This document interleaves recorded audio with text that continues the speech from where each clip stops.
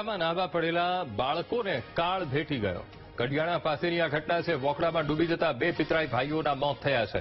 Prince રાતડિયા અને આદિત્ય રાતડિયાનું મોત થયું છે। મૃતદેહને પોસ્ટમોર્ટમ માટે ચરાડવા સરકારી હોસ્પિટલમાં ખસેડાયા છે। તો એક જ પરિવારના બે ભાઈઓના મોતથી ભરવાડ સમાજમાં શોકનો માહોલ છે। આજ મુદ્દે સંવાદદાતા વિશાલ ફોનલાઈન પર જોડાઈ ગયા છે। વિશાલ, હળવદની આ ઘટના છે। વોકડામાં નાહવા પડેલા બાળકો મોતને ભેટ્યા છે। શું મામલો વિશાલ? વાત કરવામાં આવે તો હળવદ તાલુકાના કરિયાણા ગામ પાસે બે બાળકો જે દાદા સાથે વાડી ગયા હતા, ત્યારબાદ બાજુમાંથી વોકડામાં બંને પિતરાઈ ભાઈઓ છે, પ્રિન્સ અને આદિત્ય છે, બંને નાહવા ગયા હતા। નાહવા જતા તેઓ પાણીમાં ડૂબી ગયા હતા, પાણીમાં ગરકાવ થઈ ગયા હતા। ત્યારબાદ બંનેના મોત નીપજ્યા હતા અને બંનેની લાશને પીએમ અર્થે ચરાડવાની સરકારી હોસ્પિટલ ખાતે ખસેડવામાં આવી હતી।